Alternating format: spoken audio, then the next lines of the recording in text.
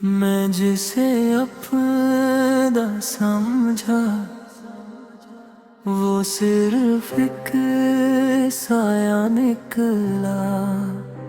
جس راہ پہ میں چلا تھا وہ راہ ہی بے وفا نکلا۔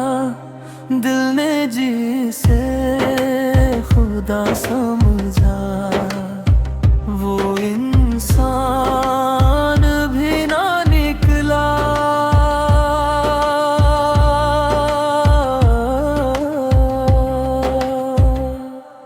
اور میں ہر درد کو محبت سمجھ کر سہتا رہا۔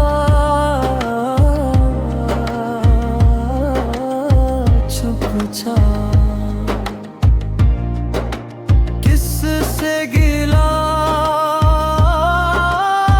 کروں میں جب اپنا ہی اجنبی نکلا۔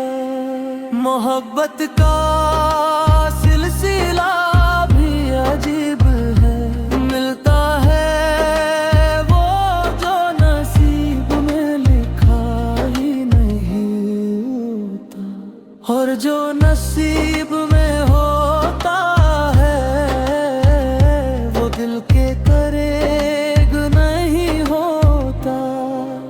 میں ٹوٹ کر بھی مسکراتا رہا، کیونکہ محبت کا یہی رواج تھا۔